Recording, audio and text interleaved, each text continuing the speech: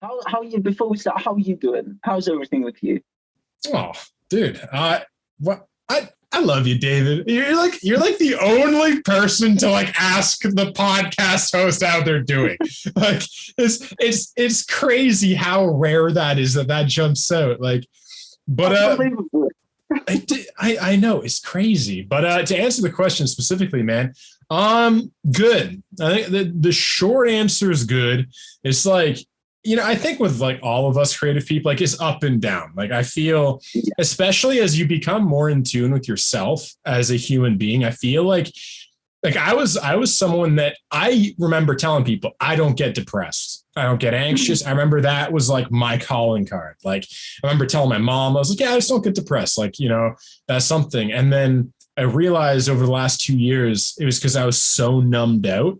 I was so kind of holding back all of my emotions and pain and trauma and all that stuff that, yeah, I didn't feel anything. And then once I started to get more sensitive with myself, forgive myself for things, I'm like, yeah, I sometimes feel depressed. Like, you know what I mean? Like it's become so much of a more like flowing thing in a weird way. Like I've been kind of talking about this on the channel a bit, but for like the last 6 months, I was like a bit depressed. I was kind of going through this kind of interesting, it felt like a refocusing of who I was, like my identity. Like for those 6 months, like it was about February to maybe August, probably. And it was like this really thing of the channel was doing it better than ever, but I felt like I had created an identity or like an ego that worked as a reactor, and I started to feel it like confining me. It was like the put together guy.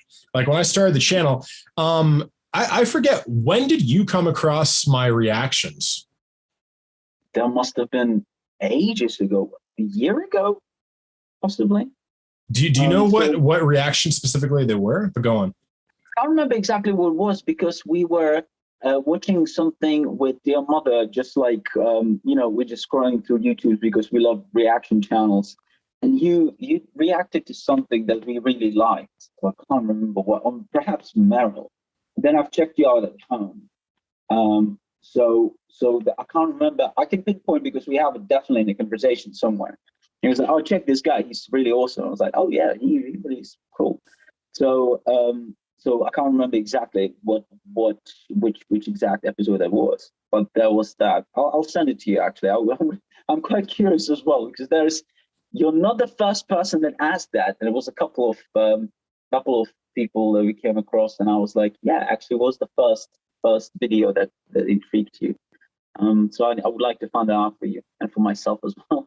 No, that yeah, that's really cool. And it's like it's a very almost like personal question for you because whatever that first video was, like that was like first impression of me. That was like you like it was in a weird way the first time we met in some weird, if you think of meta, not Yeah. like on the podcast, but like that was like the first time you met me.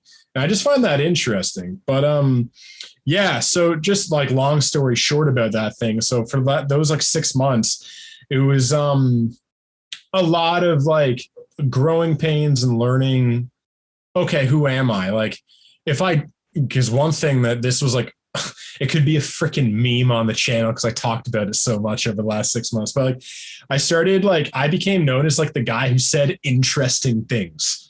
Like, you know what I mean? Like, it's like I do a reaction and then I'd say something really profound or something after the video. And people are like, I love this guy because he says interesting things. And I was like, oh, that's awesome. I rock. And then it became like, what if I don't say interesting things anymore? Who the fuck am I then? And it became this like existential crisis. You know what I mean? Yeah, exactly. You just sort of cornered yourself within your mind, being like, "Oh, well, I'm saying interesting things. Yeah. Oh, Jesus, what if I ran out of it? Or like, is it not going to be me anymore? Is it people are going to they're going to dislike me or something like that?" That's very interesting, and it's like, especially you're on a platform that is, well, YouTube platform. Everyone said that, and everyone says that, but it's very like opinionated and everything, and everyone says like you don't, the comments don't necessarily have to get to you, but it's not true. You know, it's a reflection. You listen to your audience. You read the comments, good and bad, and even the good ones, you know, they can somehow like grain into like the things get into your brain. And you're like, ah. So I absolutely know what you mean. Yeah. Yeah. Well, it's like I feel like, you know, and this is a great place to turn it over to you, because you deal with the same thing as me, because there's that balance of how much do you listen to your community? How much do you listen to yourself? And also, like you said about the positive comments,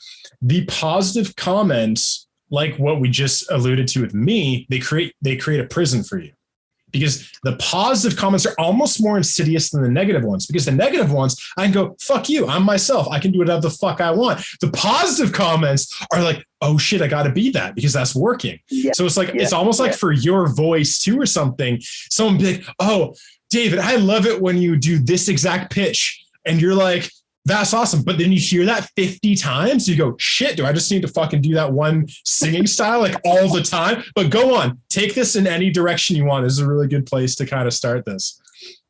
No, that's you nailed it on the head. Exactly this. It's just like you getting overfed with things like, yeah, this is good. We like this, or I like this when it comes to it. And like there's always pinpoint from your fans or for people that, you know, like you or listen to you or follow you. And it can, gets very damaging. What I do is I always almost like do the opposite. I have this from my childhood. You know, when your mom tells you to clean the room, you're not going to clean the room. So it's the same with the positive stuff. People are like, this was awesome. I love this song. I love what you did there. This was incredible. What I do is like, well, I'm going to do a different song and I'm going to make you like it. So it's, I torture myself without being like, it's very easy to sort of like, yeah, I can create another one just like this and you'll be happy. But, you know, I don't tend to do that.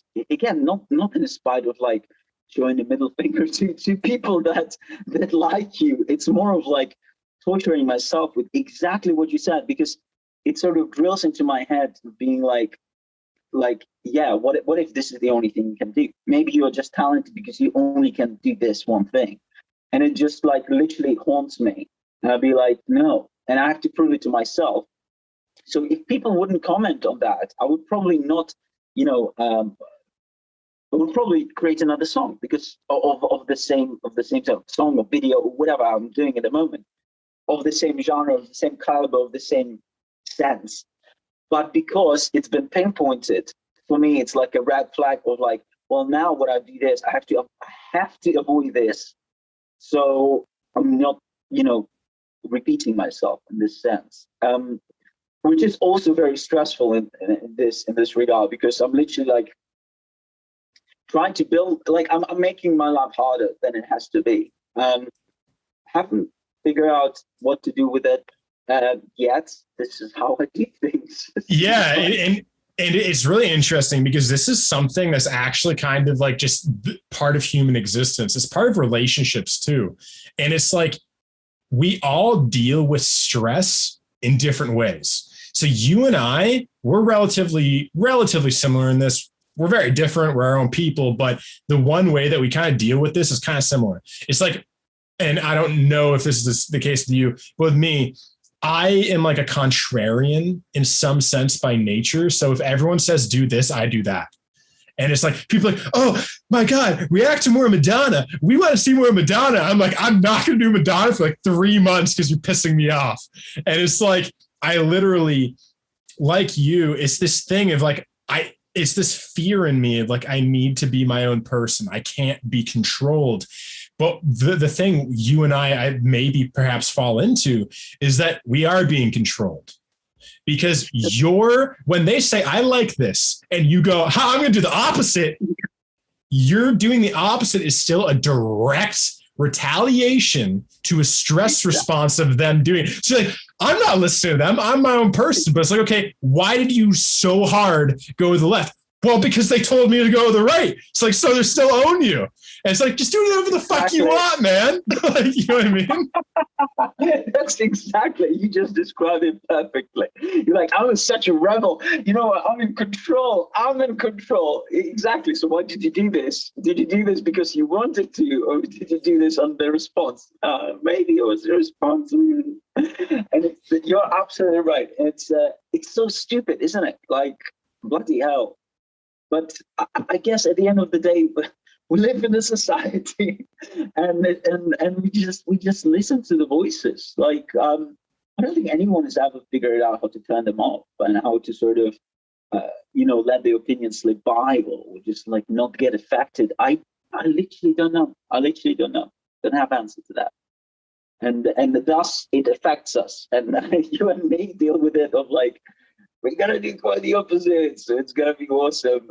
Some people do the same thing again. It's always the response, but it's a response of people that follow and then sort of comment. And they create the audience per se. And so I guess the most important thing is to have the right audience that you have around you. And go on. Sorry, of the good balance of saying good things, complimenting and boosting your ego at the same time of a very like open-minded as well when they come up with fresh ideas and also sort of know how to communicate with a talent like you or me sometimes. Dude, that was like a Freudian slip of like when you don't think you're talented and you're like, and someone talented like me. Today I was putting together a song with Meryl today, and I literally I think I've done a Disney song by accident, and I feel so poopy. I'm just like I don't feel talented today at all. Like, give me a balalaika and I'm gonna go play on the bridge, and because I don't deserve to be in a band. well, David, you do know that Disney soundtracks are like the best soundtracks of all time, right? Yeah, I stole them. Okay, it was literally it was one of the I might have as well sing "Let It Go" this point and say it's mine. Not a good creative day.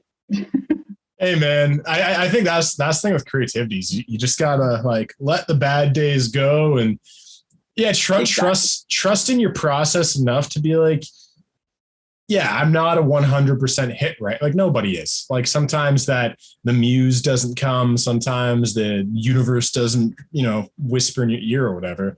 And the cool thing about you.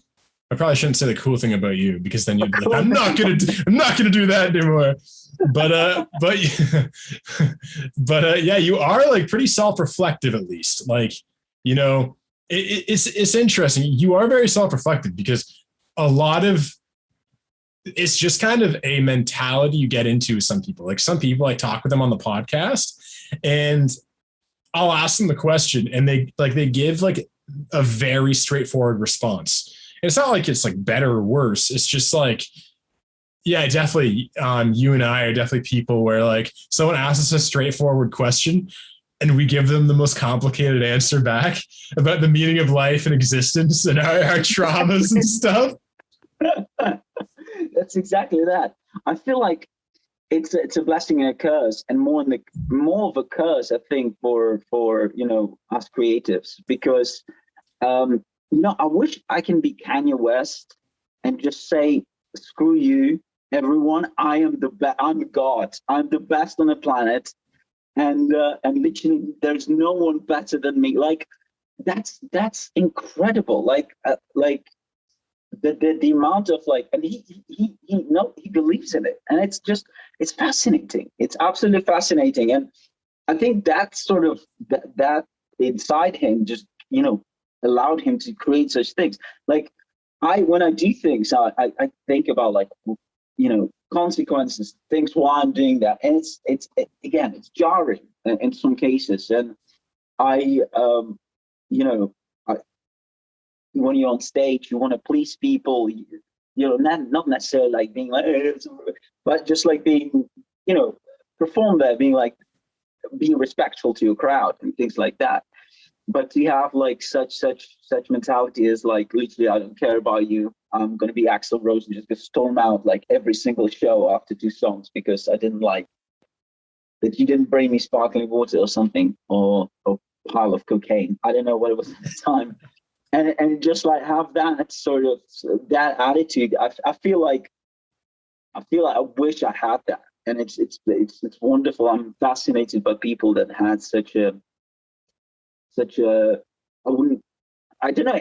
I don't mean this as a bad thing, like, but a lack of self-reflection, and they believe in their own thing. And if that lack of self-reflection comes with I would say at least like medium to huge talent, like the bigger talent, the bigger the impact on the world. Like if they're medium, I think they can go really, really far. But if they're actually super talented with no self-reflection, they can go ballistic.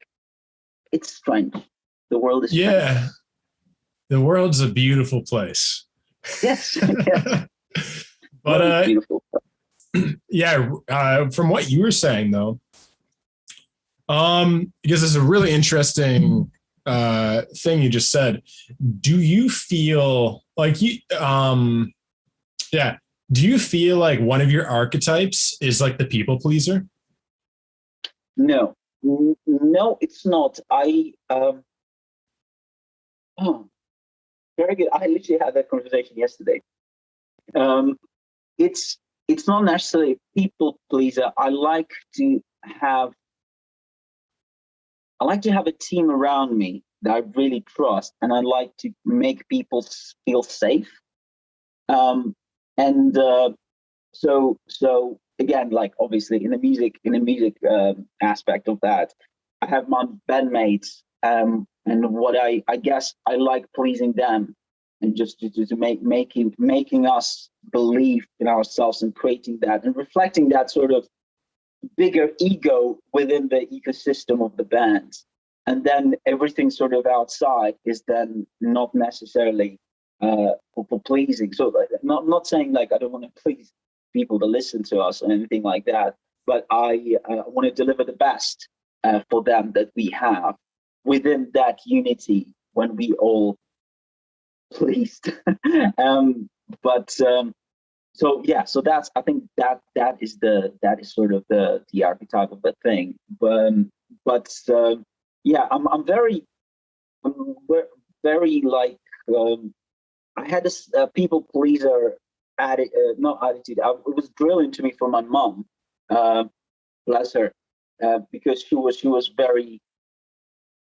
moving from place to place, for her business and things like that. So she like the only way like survive is like respect people, and you have to just sort of listen to them a lot, and just don't try not to upset anyone. About that part of try not to upset anyone translates into basically pleasing people, because I guess the opposite of that is just people being happy. And that brought to myself and my older sister quite a bit of trauma down the line, because we literally were like in the mindset of like the people upset is our fault, which I was lucky enough to snap out of it much earlier than she has, and luckily she has snapped out of it as well years later. The funny thing and how it reflected to us, I took a good things out of this, so I know how to deal with people, and again, another thing, I guess that correlates with reflectiveness.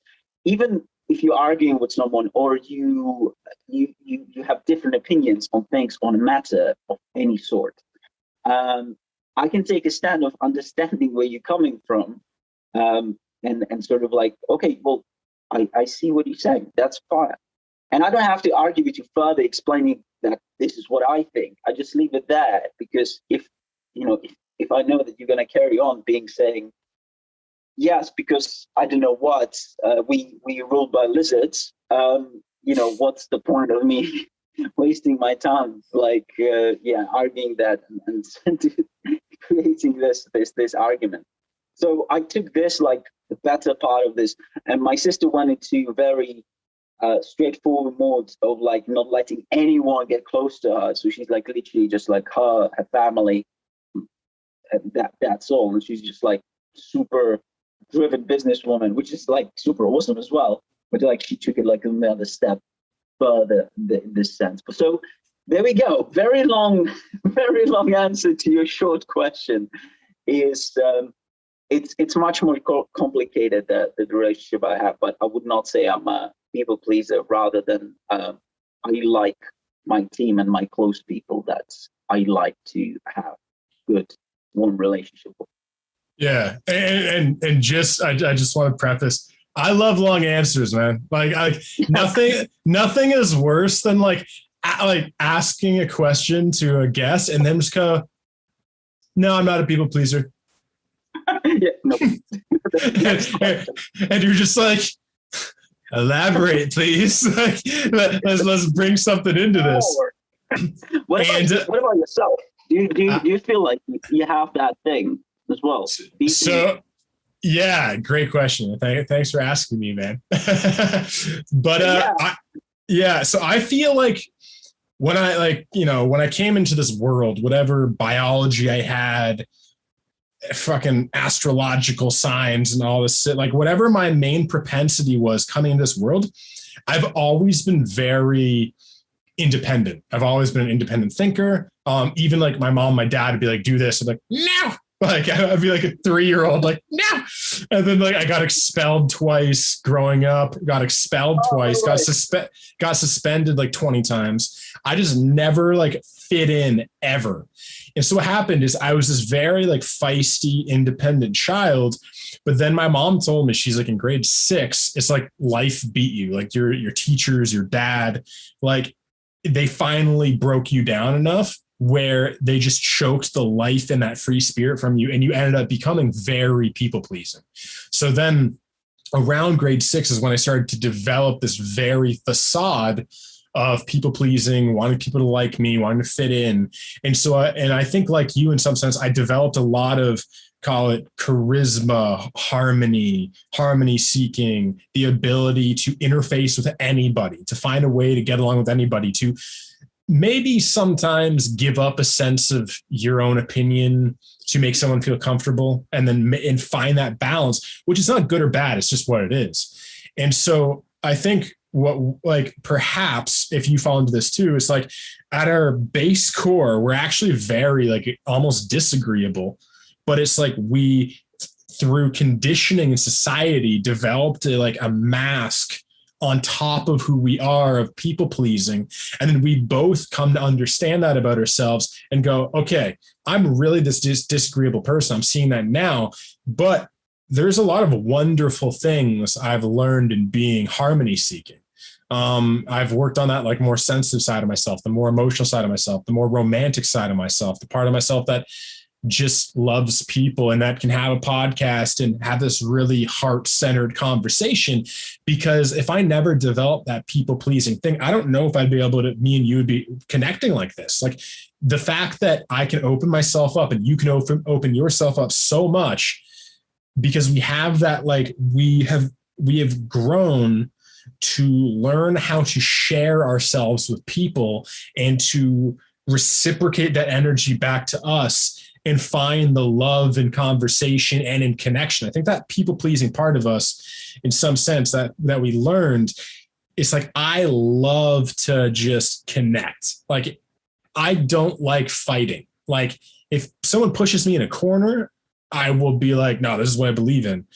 But for the most part, I don't like to really bring that in, because I'd much rather, like, I think, we're a social species, human beings. We're this very beautiful, like, in many ways, we're very similar to like bonobos, those freaking monkeys that just have sex with everything.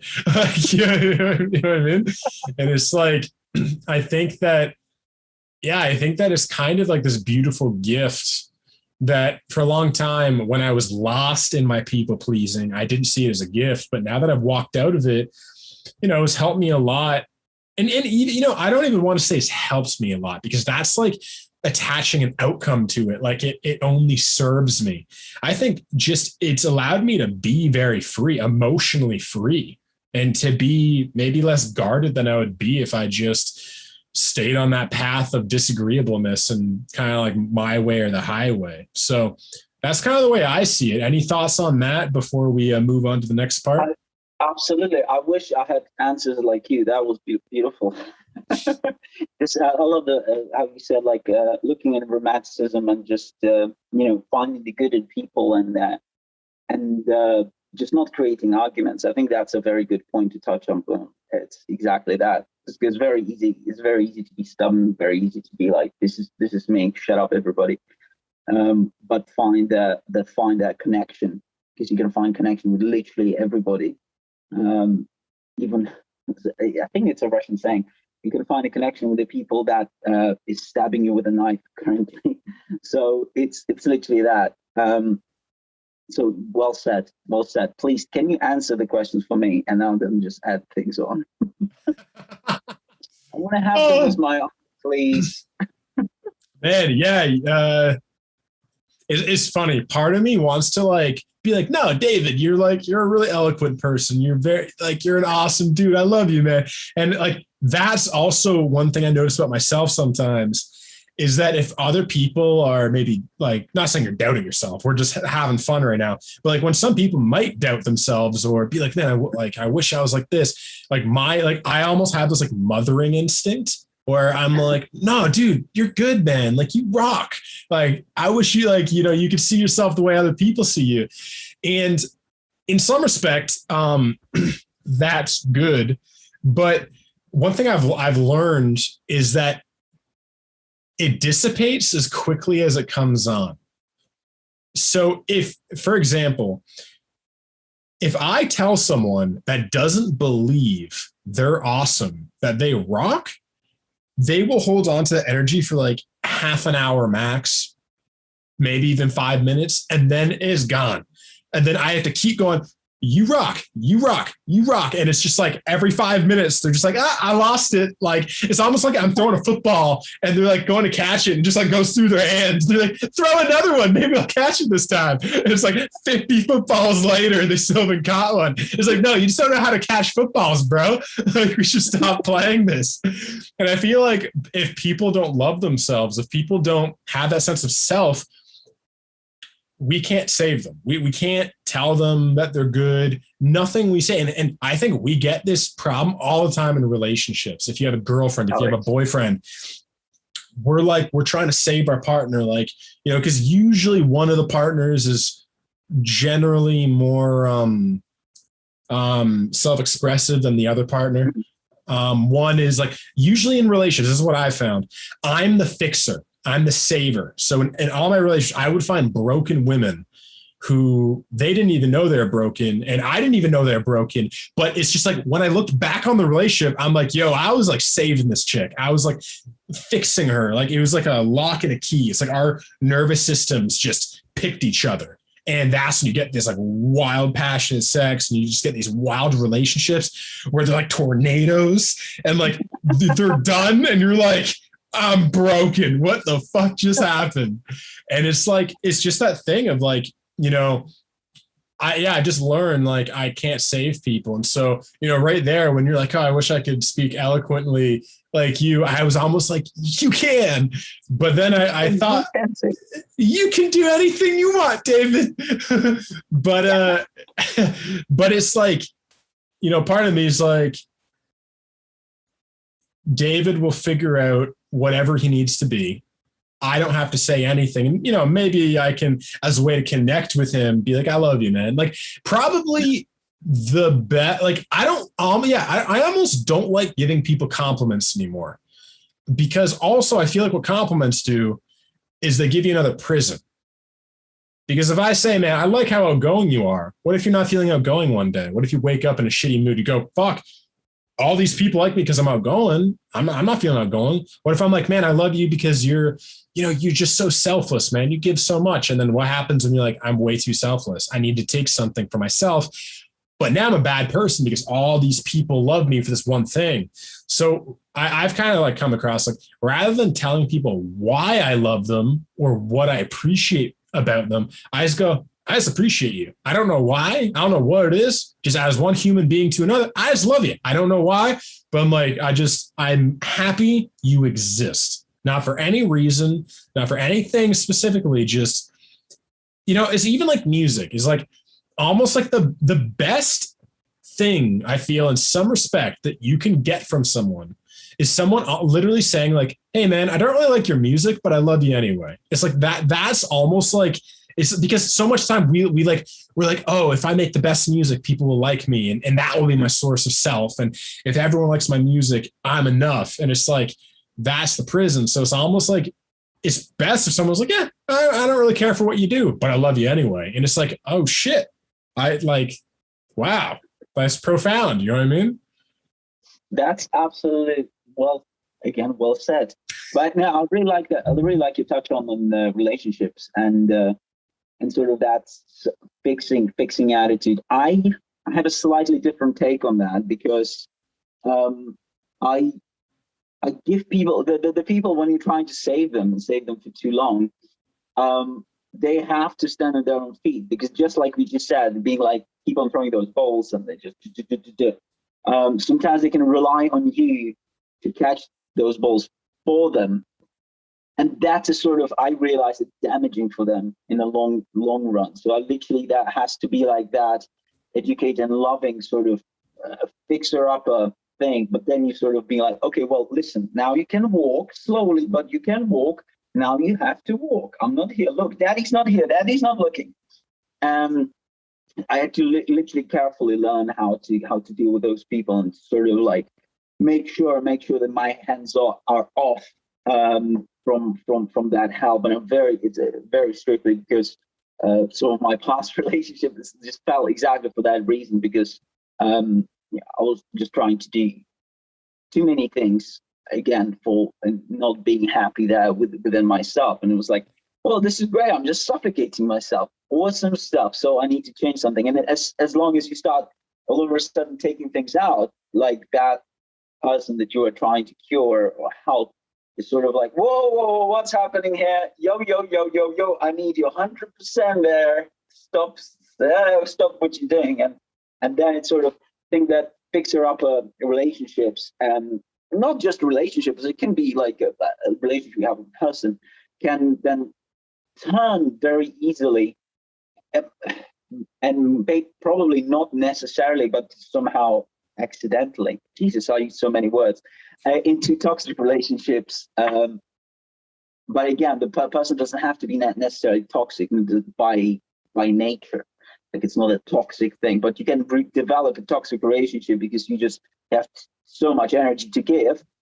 But then the people just take that energy and just doesn't necessarily do anything with that. So there has to be a well-educated thing. It's like, again, teaching a kid, I guess. So it's like when you have 5 years old, they don't know what the hell is it. So if you chuck money at them, be like, go and buy yourself lollipops. They just, yeah, this is great. So they're not learning about finances. They're not learning about health. So they're just like stuffing their mouth with candy and just going back. And like 10 years past or 20 years, they have no financial education, no take on the money and how to communicate with that, and no take on their health. So you literally have to be like, here's a 5, go get yourself a banana. Go be a good boy or earn the money, invest and do something with you little poop. Invest in cryptocurrency, you 5-year-old. Invest in cryptocurrency. Go to the moon. Invest in Bitcoin and Elon Musk.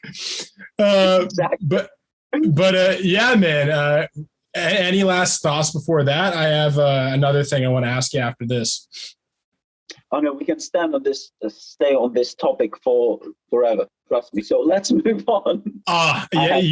You're a fellow conversationalist. I literally, I have these conversations with my friends where I literally have to be like, I'll be with my buddy Christian. We'll be talking for an hour. And I'll be like, all right, man, I have to get going. Any last questions or comments? And then he asks the question or comment and we go for another hour. And I was just like, bro, we're 2 hours in, and he's like, oh shit, yeah. And then I'm like, any last, like, just, before I go, any last questions or comments? It's just like, now we have to be like, no, I love you, Christian. Bye-bye. Like, I'll talk to you another time, because I know what we're like, man. We're like, we have Pandora's boxes. It's like I feel like some brains, some human beings, some connections. And I think you and I probably have this, where it's like have you ever seen the movie Avatar? Yes. Best movie ever. But yeah, you know how like what do? They like put their hairs together or something? Yeah, they have this focus at the end of the hair. They connect with everything around them. Animals can be plants, anything like that. Yeah. Yeah. So I feel like you and I, and some people, it's like we like put our hairs together, or like, I don't have hair, you have hair, but it's like you and me. It's like there's like this psychic strand between us, like an energy thing, like between our brains or hearts or something. And like some people, when they connect, it's just like it opens up this like literally this like portal where it's like all this information. It's like some people also, I noticed, it's like we're both speaking English, but we're not speaking the same language. It's like every time I use this word, they have no clue. And I'm like, I really like your music. And they're like, no, I thought about it like this. And you're just like, I literally just said I like your music. And they're like, and it's like we're speaking different languages. And it's like, and then like, I'm like, oh, maybe if I just like explain this more, we'll get on the same page. And I just realized after like 3 hours, we're not getting on the same page. Some human beings, it's like our fundamental values, the way we intone our voices, what words we use, what descriptions we use are just so different. And some people, like I feel like, you and I to a degree, even though this is only our second conversation, some people like you and I feel it's like we can almost like finish each other's thoughts. Like I'm like this with my mom. Like me and my mom can just like, we can have a 3-hour conversation and not stop for a breath once. And it's like literally, we don't even ask each other questions. It's like, we don't ask questions. I'll say something. She will literally, the moment I finish speaking, share her version of that. And then I'll share my version of that. And it's just this like looping thing. And I'm like, that's like almost like a psychic connection some people have, where, for example, with you and me right now, we technically haven't asked each other many questions. There's been, I think, 2 questions I've asked you, but for the most part is literally the moment like you finish talking, I have a reflection on what you're saying. When I finish talking, there's obviously a comfortable thing here enough that you feel comfortable enough to, the moment I finish speaking, kind of share reflectively, like right after, in some weird way. Do you know what I mean? Yeah, exactly know what you mean. That's absolutely right. And what you said, what you have with your mom, is what I have with my grandmother. We literally, like, me and my grandmother, we can just chat for days, and like it's incredible. Like it's exactly this. We just go on the tangents about life and people, and especially with her like take of like she's much older now. She's 80. So she's lived a while.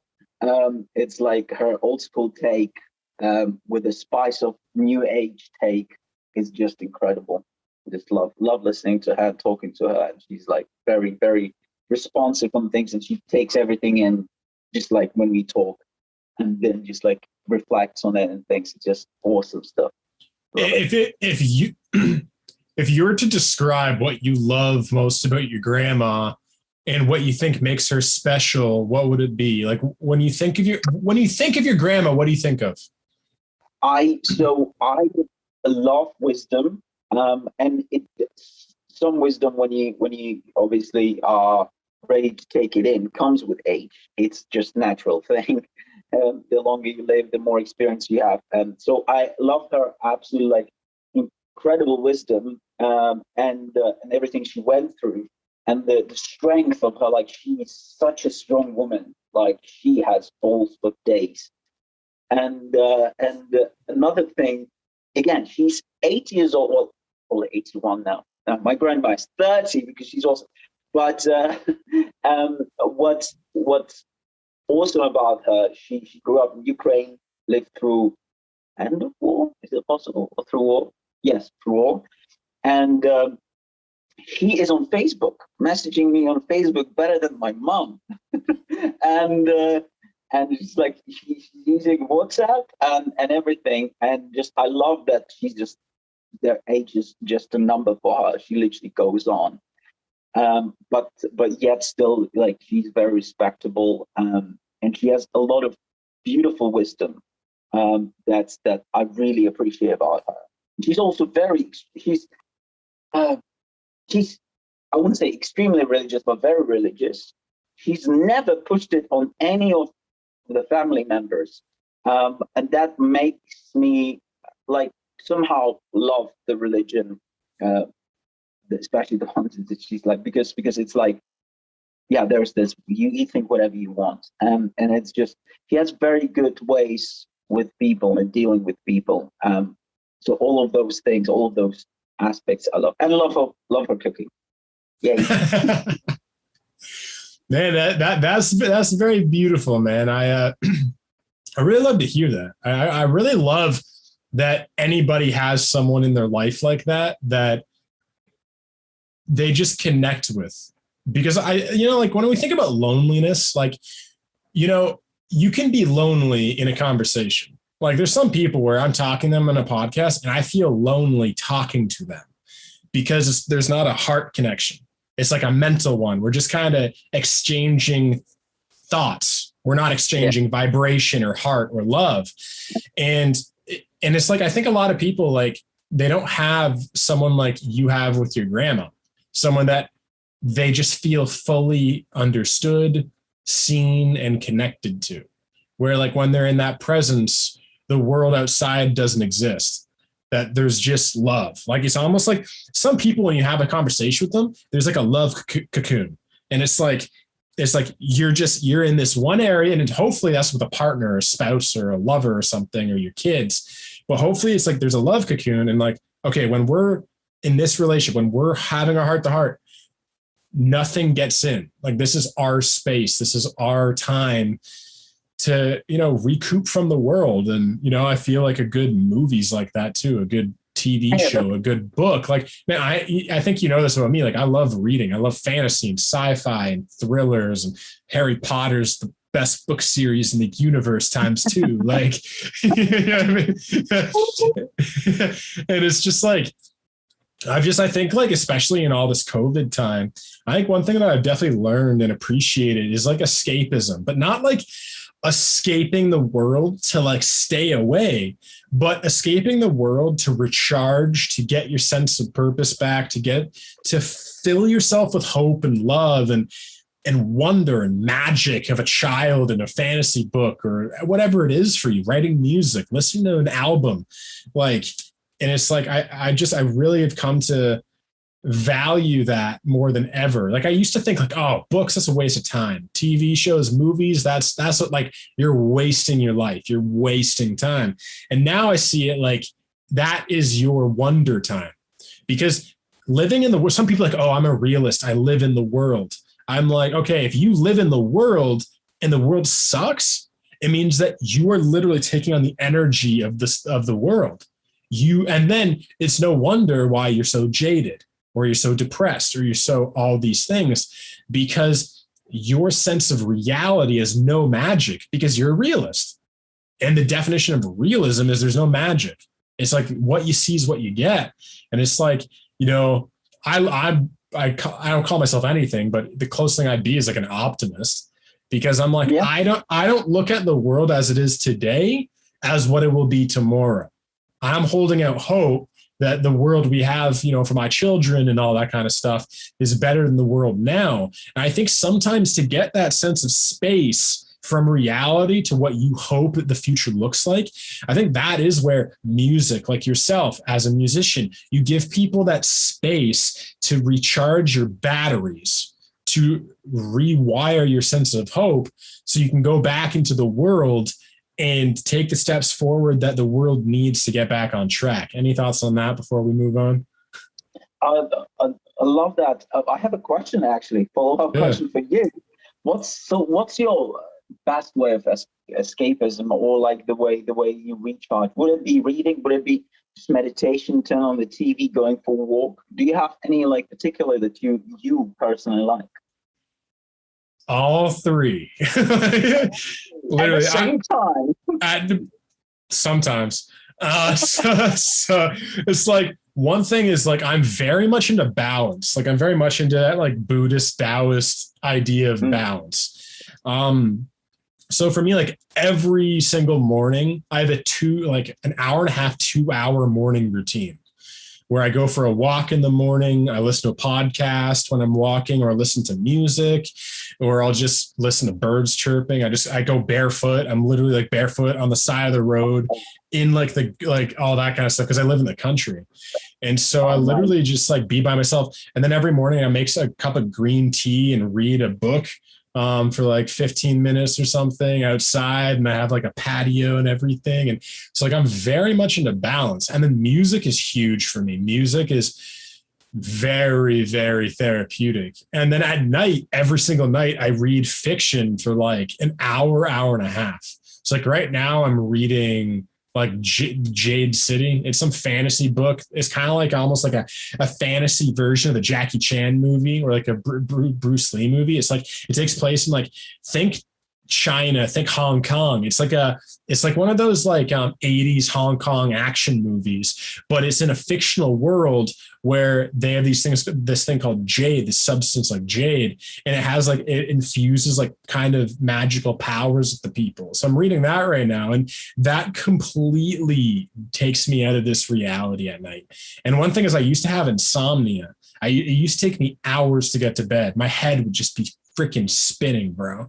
And the only thing that works for me is like, I'm really into like biohacking, like Ben Greenfield. I know your buddy has had Ben Greenfield on the podcast, your buddy Brian of London Real. And I like, if I have a god, it's probably Aubrey Marcus, Paul Chek, and Ben Green. They're like my gods. Like, I'm like, what does Ben do? What's his morning routine nowadays? And like, I'll look up and I'll think, oh, he's doing red light therapy. Okay, I'm going to buy a red light and start doing I literally like in my room at night, I don't have any like LED lights, just incandescent red light bulbs. So it kind of looks like a porno fucking studio or something. It's just really like awesome and atmospheric. And I literally just like, yeah, man, I read. And so I'd say like a lot of my process for keeping my mental health good is actually kind of checking out of reality.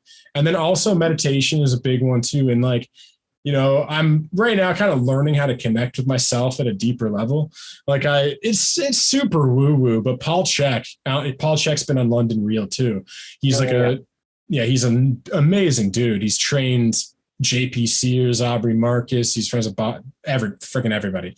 So one thing he teaches all his athletes is like how to connect with like your soul, your like higher self. So I've been like practicing like connecting with like my higher self. So I feel like it's working, but go on. No, that's incredible. I actually really, really like that you said meditation and things. I need to get more into that. First of all, thanks to Brian, there's so many sort of influences, you hear it and things, but I never was able to. Meditation is the last thing is slipping through my fingers, because I have incredible superpower, and that is I can sleep like a champion. So when you mention insomnia, I have no idea what it is. I never probably, hopefully never going to experience it. I can fall asleep anywhere, in any circumstances, on any surface, or even I'm pretty sure if I wouldn't fall down and bash my head, I would be able to sleep standing. So every time I try to meditate and turn off my brain, basically what happens is I fall asleep.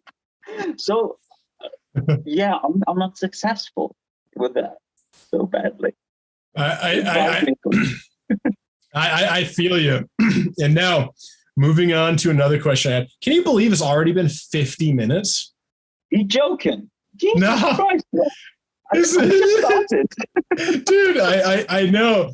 But one thing I wanted to ask you is, yeah, man, kind of it's kind of a leap, but what have you been excited and like really passionate about? And like, I don't mean in like, oh, I'm really excited about this. I mean like what fucking lights you up? Like, what is going on in your life, or what do you want to do in your life that like gives you a reason to get up in the morning and live? Like, what are you just like a baby, like a child, like a kid about? What gives you a sense of wonder in the world?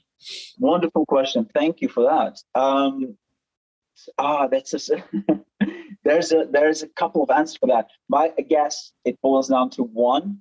What makes me super happy is talented people, and especially if those talented people are in my reach, and I can pick up a phone, call them, or I can go and see them, or I can go and get the wisdom out of them. Because those talented people, I don't mean necessarily musicians, Meryl and Joey that I'm so privileged to have. Those are incredible brains.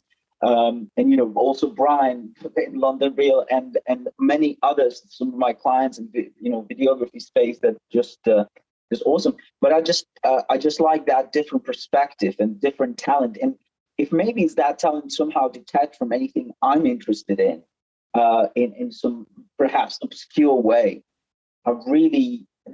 gives me somehow this incredible pleasure and wonder that the world is so much more than just the music and videos and rock and roll and things like that.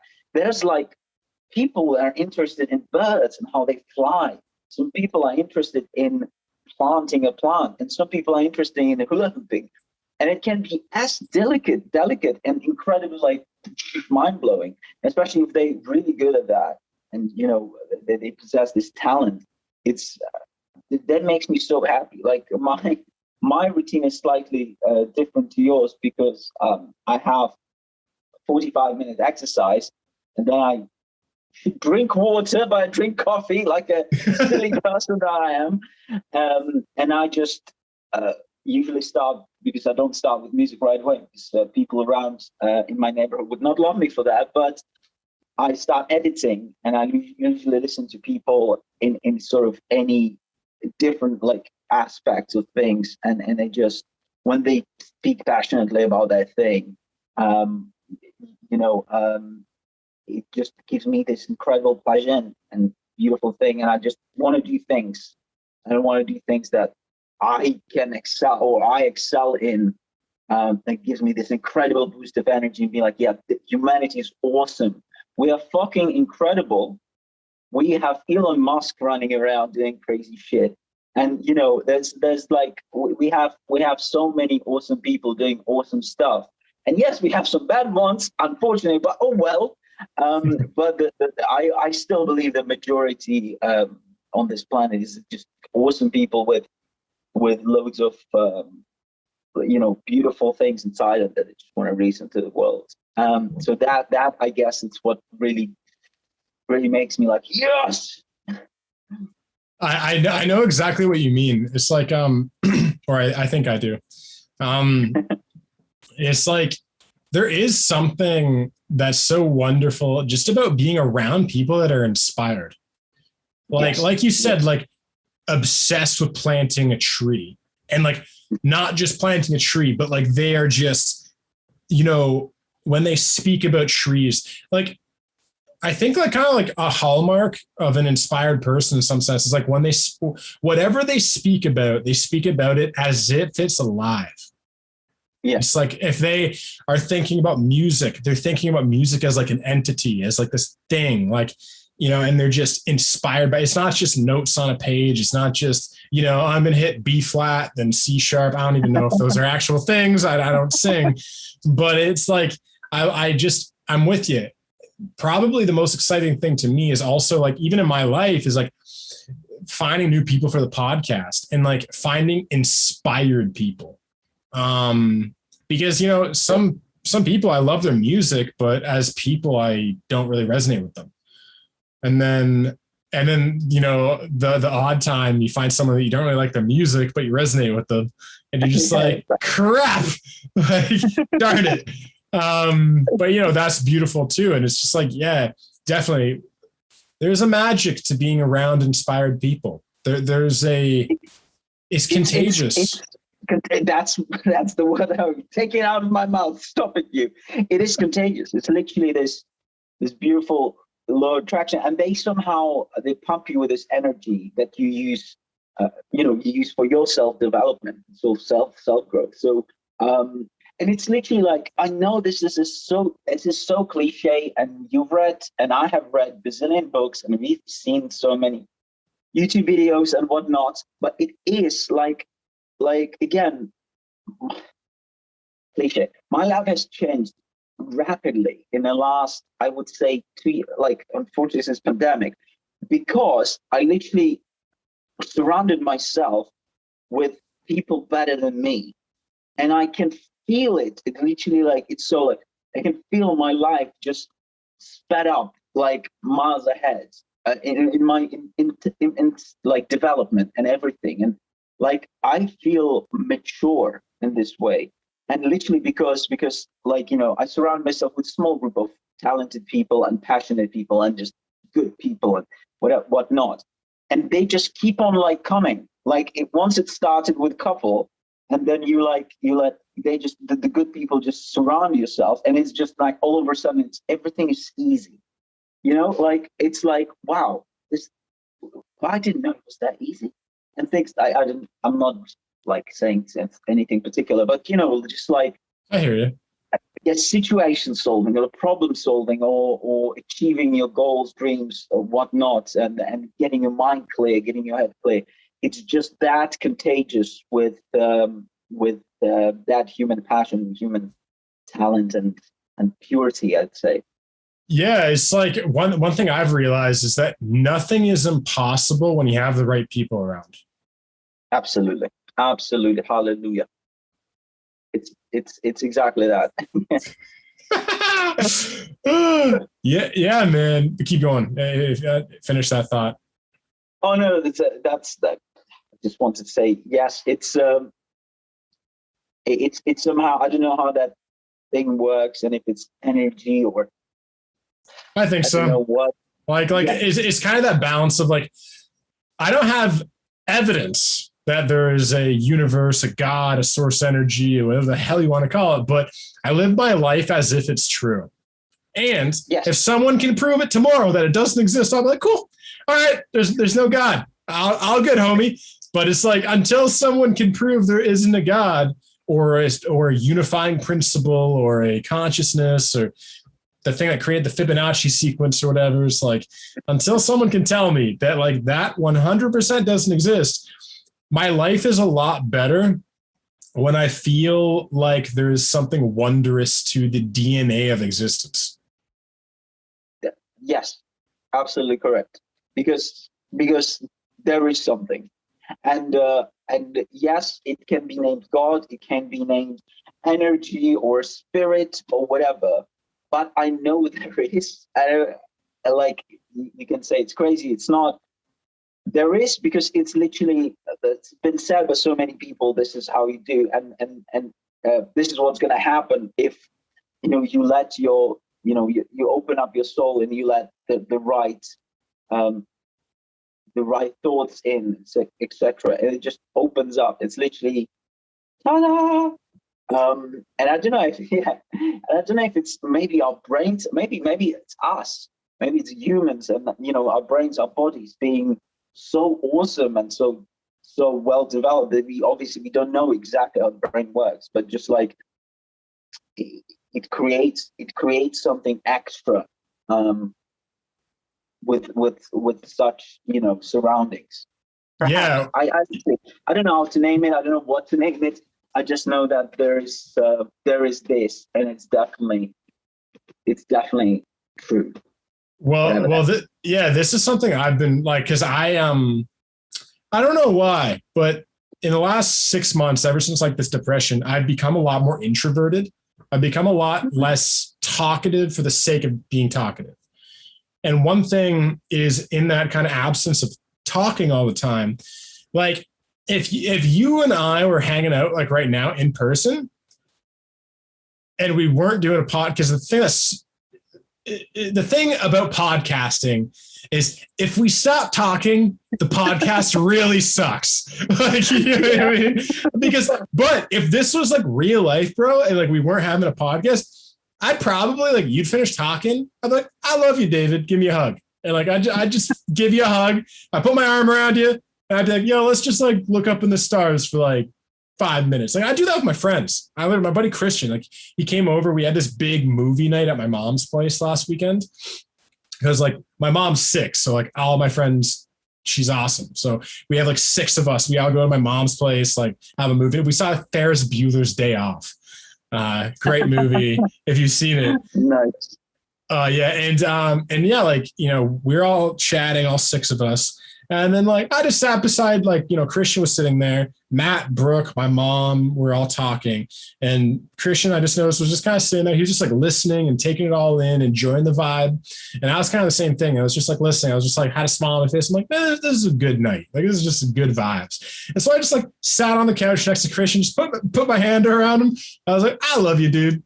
And like, he's like, I love you too. And then like, we literally didn't say anything else, but we were just like, literally just arms around each other for like 5 minutes. And it was just like, it was just such a heart-centered thing, man. And it was just like, I can talk with someone for 3 hours and not feel as connected to them as a 5-minute, just, you know, hand on the shoulder. It's like, it's just right. I also feel like this comes with age. That we just develop that it's a connection is not necessarily just us talking and exchanging information forever, but it's also those moments of silence between us and how you handle it. How comfortable do you feel within that silence?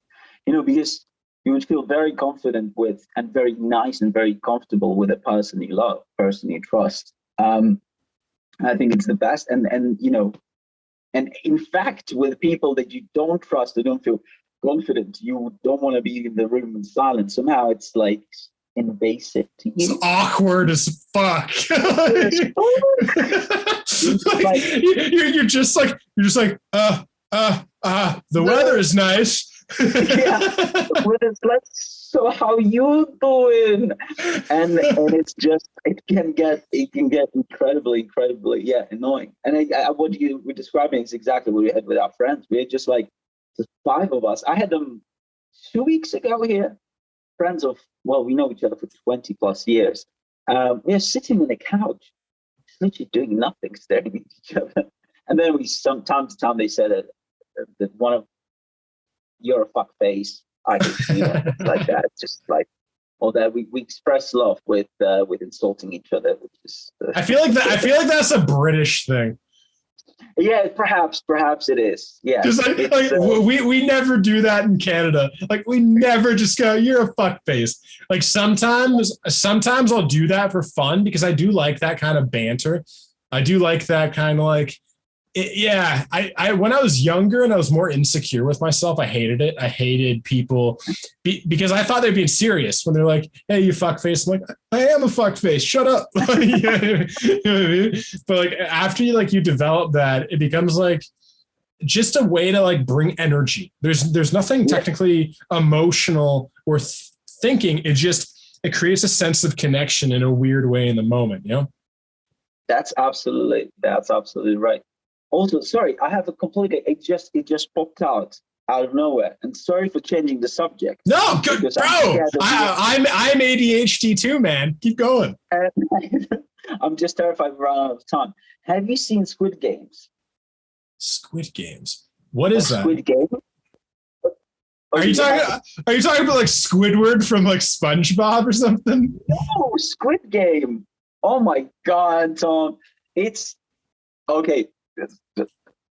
You don't have to say anything anymore. It's literally like the whole world is just collapsing at that. It's Netflix, the most viewed show in the world. Really? I think so. I think it broke some like insane records right now. Squid Game. What's it about? Oh man, well that's the thing I wanted to talk to you about. But oh man, society, like value of people, the messed upness of people, and then so much. Yeah, listen, you have to watch it, and then we have to do like this episode just talking about it. I would love to hear your take on that, because it's literally like, it's incredibly crafted TV show, and it's Korean as well. And I think there's some incredible stuff coming from Korea. I always have, but I guess we've been more oblivious to that. But it's incredibly casted, incredibly played, incredibly shot, and just an awesome idea. And watch it. Okay. No, yeah. Yeah, and one thing I'll say about that is I'm down to like one thing is like, I'd love to keep having you on the podcast, even if we're not talking about, like, we didn't talk about music this entire time. Yeah. And I think that is such a beautiful thing, because I don't see David as a musician. I see David as David, who happens to sing some music I like, and cool. You know what I mean? Like, that's the way I think about it. So I love the idea of like having a musician on the podcast, but us just talking about a TV show. Like, you know what I mean? Like, I love that, because it just shows the multifaceted nature of human beings. Like, we're not one thing. And it's like, I don't have people on the podcast for what they do. I have it for who they are. So it's like, the music is an excuse for me to learn about you. And then I go, oh man, I like this guy for way more than just his music. And then that's kind of where we connect on. And like, speaking of that, like, one thing is like, my mom and I were watching the same TV show about a year and a half ago called Parenthood. And also we were watching like 6 Feet Under and This Is Us. They're like really romantic, like fucking family drama shows. Isn't Parenthood the one that's been filmed with the same actors as they growing up? So it was like filmed like across 8 years or something like that, or am I confusing it with some other show? I think it's something else. Parenthood is about the family called the Bravermans, and it's pretty much, it's a family drama. It's beautiful. Like, if you like to cry and like you like to feel emotions, man. Like, I'm a big crier. I'm always 12 seconds from crying. Like, that's pretty much me. It's like, give me an excuse to cry. I let the waterworks down. Yeah. But like, this is a beautiful show. It takes place in California, and it follows 4 siblings and their parents and their children.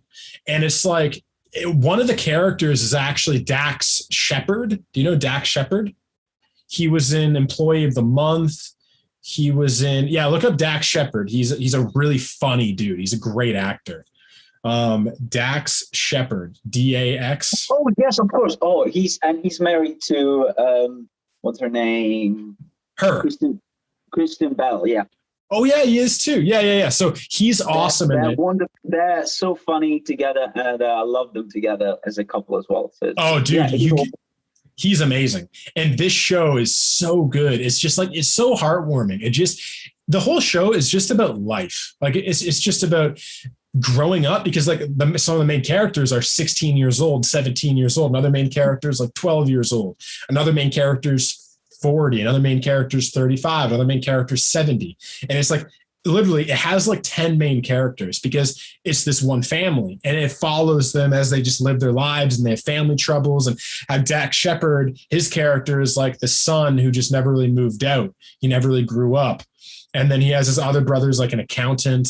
And then his other, like, he has 2 other sisters. One's a lawyer. And it's just such a beautiful show. Like, it's just like, it was so warm. Like, I just, when life was getting a bit too much a year and a half ago, I just look forward to watching that show every night. Like, it was just like, I'd watch one episode, because I don't binge. I have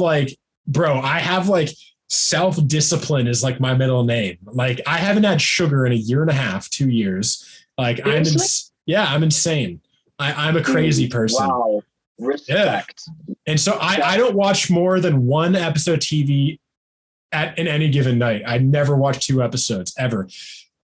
Partially because I don't want to watch too much, but secondly, I like to like pull things out. I like to like get really invested over a long period of time, because I feel like if I watch a TV show in like a week, for me at least, is just the way I think about things. I'm like, it didn't feel like I grew with the show. It was like Anton was Anton for that week, and that show was done. Where I watched Parenthood over the course of 6 months. And so it's like, yeah, dude, it was 6 seasons. And so that show, like I evolved along that show. Like I changed with that show. That show just through the ups and downs of my life. It's like, and I do that. Like I was watching Buffy the Vampire Slayer for like half a year last year. Bro, I saw Buffy the Vampire Slayer for the first time. Classic that is. Dude, it's so good. And like Angel and like Lost and Fringe and my God, man. I haven't finished Lost actually. I was a bit busy, so I finished like 2 more seasons before the finish. I didn't complete it. So I must do that. Yeah, it's a great show. I feel like the last season for me kind of fell off a bit. It became it's still great. Like a lot of people are like, oh my God, the ending of Lost sucks. I'm like, I like the ending of Lost, but nothing for me beats the first 3 seasons. Like, those so good. Like, yo, have you seen Fringe? No. Fringe. Bro, Fringe is freaking amazeballs, bro. It's so good. It's about, so there's a faction of, so it's a part of the FBI, but it's this part of the FBI, but they solve paranormal activity, and the FBI itself doesn't really think that so actually they do totally believe it exists because they've tasked and they're paying these people to do it. I was going to say like, and they don't even know it exists. But I was like, Anton, you're crazy. Of course they know it exists. But so it's like literally, man, this show, it deals with like aliens, multi dimensions, different universes, parallel realities. And not only does it deal with that stuff, it deals with it well. This is not because there's like some TV shows where they have a brilliant idea, but the acting sucks, the script sucks, and the directing sucks, and they have terrible actors. And you're just like, that idea is like, you can see like some fucking 25-year-old smoking a bong, like, yo, I have this sick idea and I'm going to pay like $20 per episode for it. Like, you know what I mean? It's just like, you're just like, man, this could have been so much better. Fringe is a show that will blow your mind hole. And it's like done so well. It's like X-Files level good. Like it, I wish like the only reason it didn't go down as X-Files good is because it was just at a time when there was too many shows and like Breaking Bad was going on and all this stuff. So it just, and so it got lost in all of the noise. But Fringe, man, like especially stuff we're into, if you're into like the Brian Rose stuff and the, universe and fucking aliens. I'm saving this. I'm gonna put it. It's the best. Plus, I like the actress. I don't know what her name is, the blonde one. She's great. She's very good. She's been, I think she's very underrated. She played a couple of times in different films. I've always noticed her, and she was like, "Ooh, she does good acting." And you're gonna love it. And now, how much time do you have, by the way? I have all the time in the universe. Literally, because of parallel dimensions. Exactly, man. We constantly expanding time, man. I love it. So one thing is I actually want to talk about the music a bit. So how did you feel about the last record? How do you feel about people's thoughts on it? What was your thoughts on the last album cycle? I think it was awesome. Everything, first of all, it's the first thing that came out from us. It's incredibly reflective on what we've been up to, and we've written, recorded, and produced in any sort of way exactly how we wanted it to. And listening back to it, I was like, I wouldn't do a thing differently. And people took it really, really well. There were so many surprises with the album. Just like the songs, we thought like, they're good. The people scooped out big time. And we're like, oh, okay, fair enough. So we had the song Fade In, which really loved. We recorded it, but I just remember we didn't spend that much time. We didn't.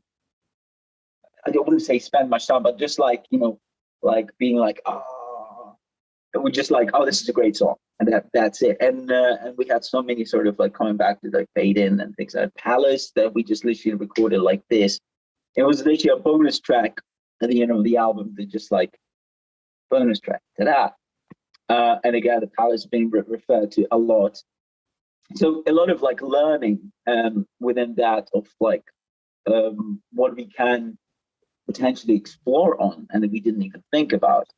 And absolutely loved it. And I'm again most of all proud of Meryl, Frank, and Joey for Meryl for being just incredible businesswoman.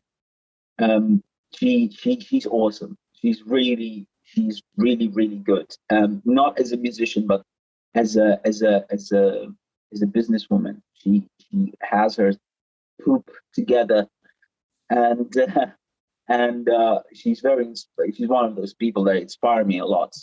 Every time we sort of collaborate or talk, so we always, when we feel slightly run down from like, we need the boost of energy, we need that adrenaline, we need that sweet energy. We call each other, and she always, like, she hypes me up like no one, and I'm like, yeah, let's go, let's punch the hole in there. That's really fascinating. That's beautiful. What is it about Meryl? Can you articulate that hype? Like, what about it? Because it's actually not Meryl. It's not Meryl that hypes you up. It's the connection you have with Meryl. In some sense, it's like, because this is kind of what I've come to realize, that because for example, you could be like, oh, Meryl is the best person ever, she hypes me up so much.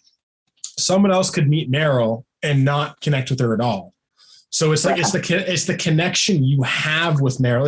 It's like you two unlock something in each other when you're in each other's vicinity.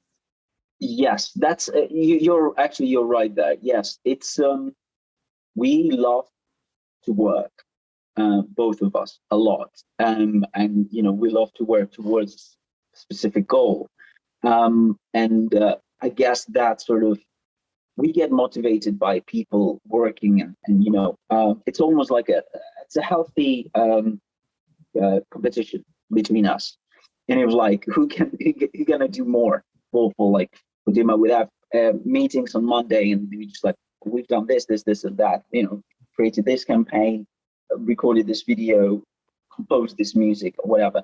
So, Meryl, because she was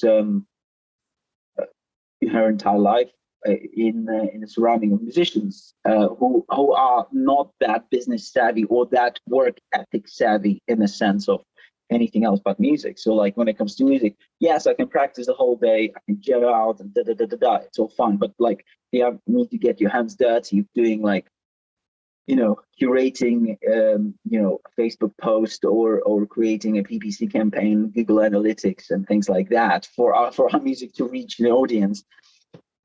The musicians tend to like, oh, I'm not going to do that, that's boring, I like doing music, let's just create awesome music and it's going to reach people.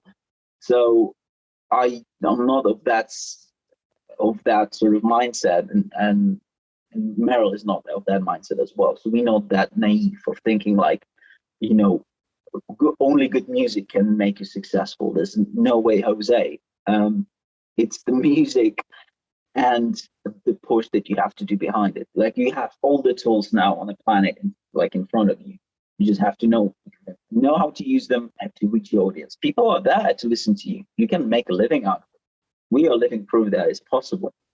But you have to get your hands dirty. The music doesn't mean necessarily compose the most awesome song. You have to find the time to create that song as well. But you have to get, the other aspects of that music as well. So that's the thing that sort of unlocks in both of us. We are very, very driven, and we stand by our word when we say something, and very loyal. Meryl is extremely loyal. So she's like, yeah, he said, like, dear mother is my thing. Like, that's what I do. This is what I want to dedicate my life to. let's do it. I said it, and we both know we mean it, and there's no distractions like of any sort. So yeah, I guess that's the thing that we sort of unlock in each other. And you are like rightly so said that, yeah, probably I was very lucky to find her, how to find me. Yeah, that's beautiful. And now I'm going to tell you. Did you read the outline I sent you for the podcast? I did not at all. That's okay. No, don't look at it. Don't look at it. Because this is kind of like a yeah. So I'm going to tell you my favorite songs on the record, and from that, I'm curious if you can guess what I liked about them, what they have in common, and almost psychoanalyze me through what I like about those songs. I love you know what I mean? Okay. Yeah, go on. So my favorite songs on the record are in no order. Order. And there's certain things I like about them in different ways. So yeah. Vertigo, mm-hmm. Means to No War, mm-hmm. Fade In, mm-hmm. and then number 4 would probably be Satellite. But definitely the big 3 that I keep coming back to are those 3 ones. What are your initial thoughts when I mention those songs? So you are a musician is my first thought. So you like more complex things to listen to. You don't necessarily like listening to straightforward sort of A-B, the end. So, but like Vertigo and Fade In are the more complex songs where there's a much richer palette to digest. And thus, those are the songs that I was very surprised because there's a lot of musicality that went to it. And that's a thing that you picked up on because there's a big emotion, especially with Vertigo. There's like the angry, there's the soft, the choruses, the super angry, the very closing sort of thing. And Means to Know Where is Meryl's favorite song as well. Just I think you like on that. Declare. Exactly. So I think on that one, you like the sweet and sour of the song when it's very very dark. Let's say to start with the verses and the choruses, there is a lot of hope. And I think that's the most polarizing song in this regard of this combination. And the Palace, I think it's just Palace. For me, I don't know what people like it. So like it's a great song. I'm just like surprised when like it's a heavy album, and we dropped it so soft with Palace. So maybe it's that. Maybe it's the vulnerability of the song. Maybe it's that stripped downness and that because we literally broke with Meryl's like so fast, and there was no correction to that song at all, and it was literally a train of thoughts within the song, and her just playing acoustic beautifully. Did I analyze it right? What is it that you intrigued on those songs? So first of all, I never mentioned Palace. I love how you just like. Oh, which was the last one? The fourth one that you said. Satellite. Satellite. Oh my God, I'm so sorry. With a satellite. With a satellite, I think it's the message. Okay, so I'll go through everything with you. So. Go on. It's way simpler than you're thinking. Those are my favorite choruses on the record. Oh, really? Okay. Yeah, that's it. I so because here's the thing. There's a couple things about me. I grew up on pop music. Mm-hmm. I didn't know a lyric to a single song until I was 18 years old. I didn't pay attention to lyrics at all. I used to listen to Spanish music, Indian music, African music, anything. So for me, the vibe of a song is way more important than the lyrics. And generally speaking, if the lyrics and the vibe of the song go hand in hand, I already know what the song is about. So even though I'd never paid attention to lyrics, because I don't listen to the words as words, I view the voice as an instrument. So it's all about the melody for me. I don't give a shit if the line's cool. If there's not, in my opinion, a catchy melody, just like also you can have the most badass riff, the sickest verse, the craziest breakdown, the most insane guitar lead. If I don't like the chorus, I won't listen to that song ever again. There's literally songs where I'm like, I love the verse in the song. I just can't get in the chorus. And for me, the chorus is the emotional crescendo of the song. So for me, I'm a very emotional person, very kind of sensitive, and I love uplifting energy. So the chorus to me, it's the part that gives me goosebumps. It's the part that goes, yo, I love this. Like, this is sick.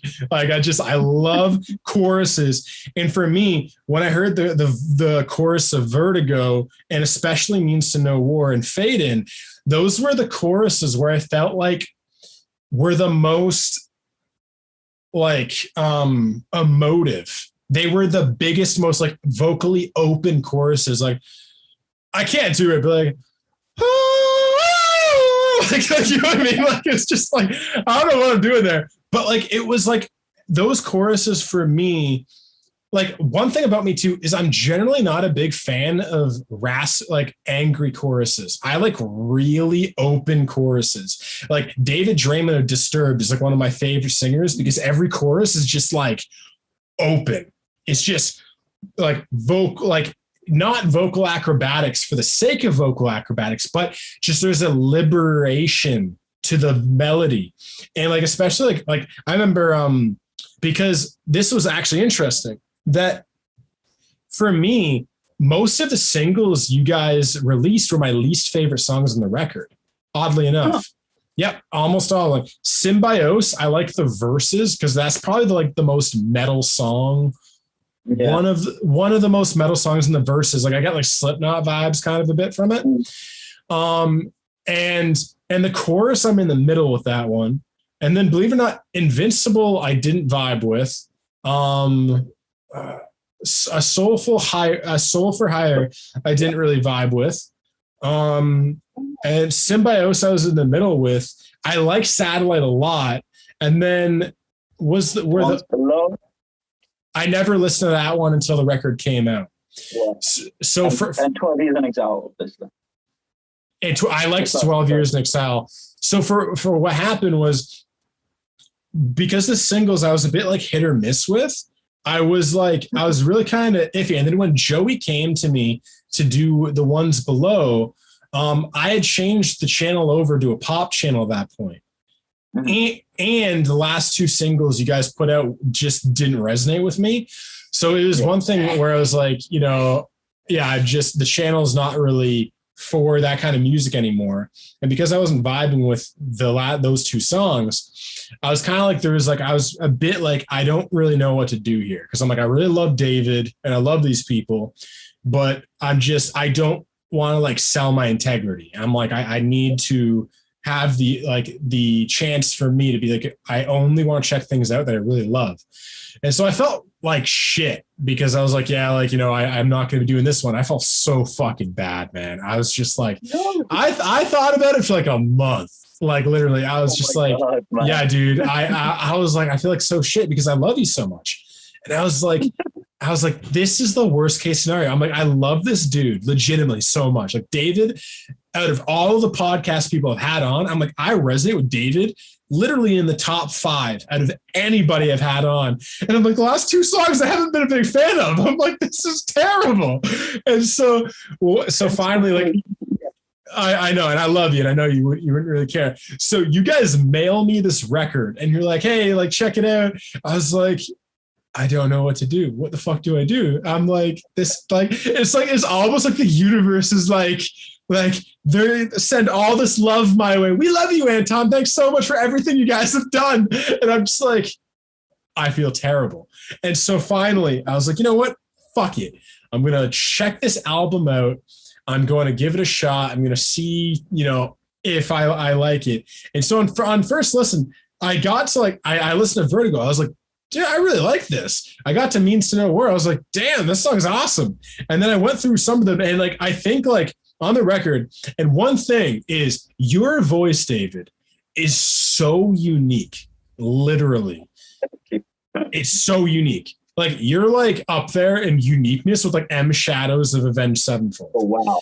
Now, and this is the thing. I don't like a lot of Avenged Sevenfold songs.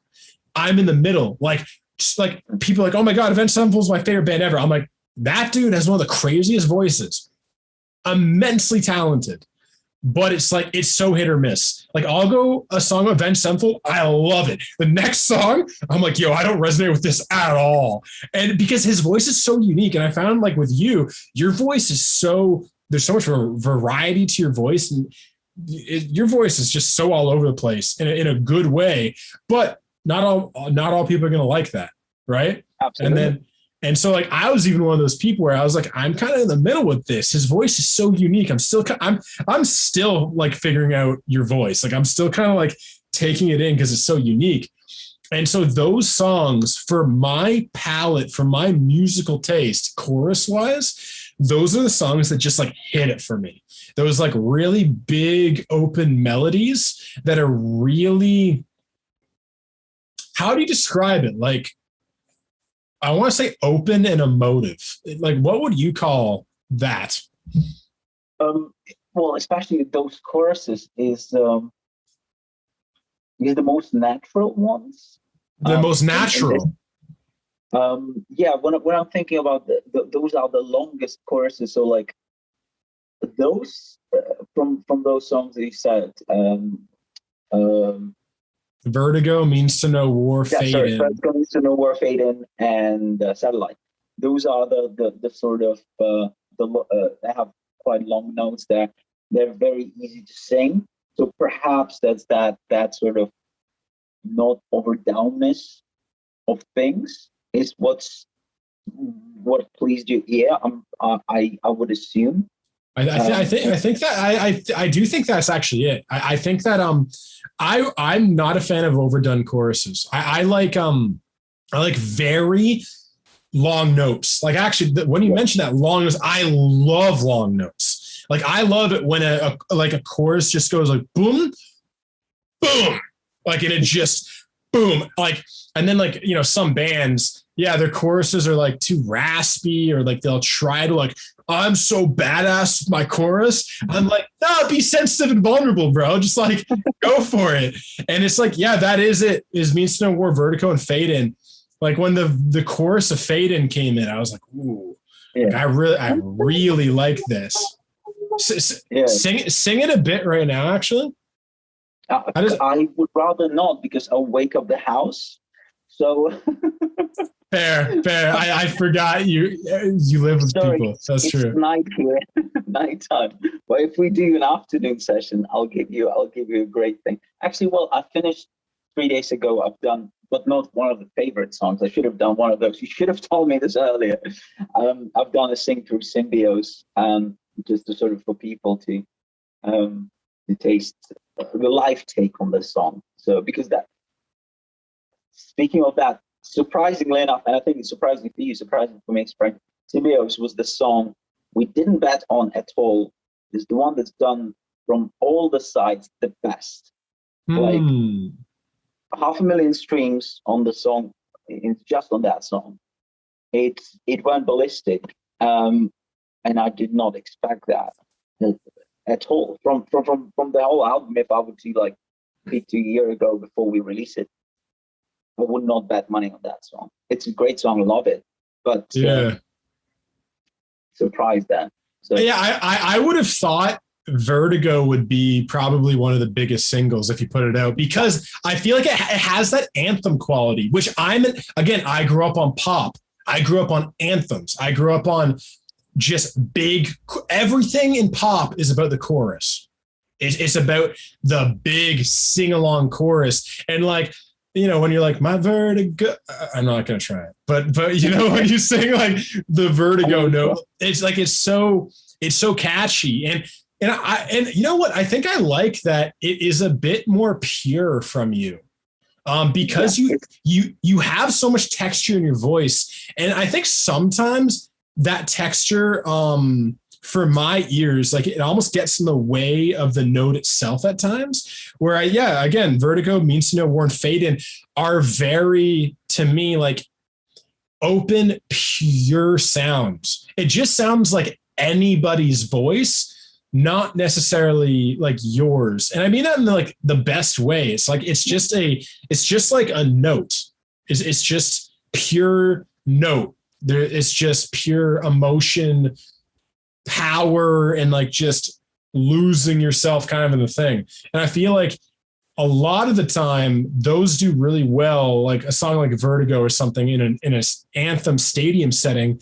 And I feel like your band in 4 years after 4 records, I'm guessing once you start putting out, if you do songs like that as singles, I think they'll start to pop off really well. That's just my guess. I could be wrong on that. What are your thoughts? No, thank you on this take. I think so the same. I think because we sort of didn't want to push this as single, because this song was the very first song that I actually got as a audition song. So I've written it exactly in the way you're listening to it, as an audition to be in Dear Mother. So that was the very pure me in this sense and essence. And we kept that song exactly the same. I guess because we listened to it for like 2 years. Literally, that's the longest song we've been listening to. You know, you get numb to it and be like, so you definitely have this single potential, but our numb brain would not choose that one. so yeah, unfortunately. But no, that's the very, very nice outlook on that. And I'm happy you said that. It's a good reminder for us to distance ourselves, and perhaps, sometimes I'll look in a different, when we're not listening to the song all the time, what is that can be picked up, because we definitely at the beginning we wanted to push this as single, and then we just slipped off of it because we got just tired of listening to it. That's interesting. And I feel like in metal bands, like maybe there's a pressure to put like the heavy songs as singles, like, you know, Invincible, like Symbiosis.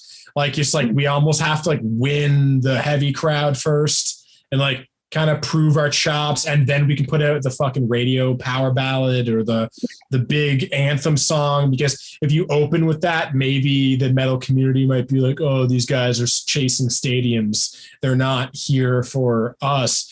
Where with me, again, this is just who I am. I'm a stadium guy. All my favorite bands is when they go stadium and they give me really emotional shit. I love emotional, big, open, emotional choruses. So I'm the worst metalhead ever. I can't call myself a metalhead because all my favorite songs are not the metal ones, like Five Finger Death Punch or something. My favorite songs by them are the sappy shit. You know what I mean? Like, I'm like, nah, it's like when Ivan's going boots and blood, I'm like, this song's lame. Give me like fucking Coming Down or Cold or something emotional where I can cry. But you know what? That's the funny thing. Actually, the same with all of us. Like, again, that was in our very first conversation. Well, I guess you didn't hear that because my internet connection was incredible. But yeah, I listen to pop all the time, and just like good pop. I think you said Celine Dion, right? Was it Celine Dion? Oh yeah. She's the best. She's fucking amazing, man. Like, Jesus. Canadian, and I'm like, and like that big chorus, like she's the king. Like if she was in a metal band, she'd sing Vertigo. Like that, right? Like that's what I'm saying. She would sing that song like she would put me to shame like every day. So Celine Dion, I can't compare it to Celine Dion or Tina Turner. Oh, dude, Tina Turner is the best too, man. Yeah, that's incredible. Yeah, I was it half a year ago? I had this insane phase, and I don't know why. I just wanted to listen to Robbie Williams, and and I just had to listen to everything from him. He's such a great, speaking of awesomely written songs and awesome music, he's such a great singer, and I'm not sure if he's written all of his songs, but I hope so. And the performer as well, and it just like those big choruses, big hooks, and just like yummy music is what he had, and I was like completely yeah. It's go on. No, so yeah, all I want to say is just surprisingly enough, we are also packaged as pop band that somehow just loves this aggression of metal. So in fact, again, I'm not entirely sure if I'm allowed to talk about it, but I guess, yeah. No, I'm not gonna, because it's gonna get me into trouble. So anyway, just other sort of stuff, and when you're writing music, we have that sort of poppy attitude to it, and we definitely wanted to from writing Soul for Hire. Actually, when we get that gist of, because Soul for Hire, surprisingly, like, from the music perspective, I would say it's the most poppy song from the sound, sonically.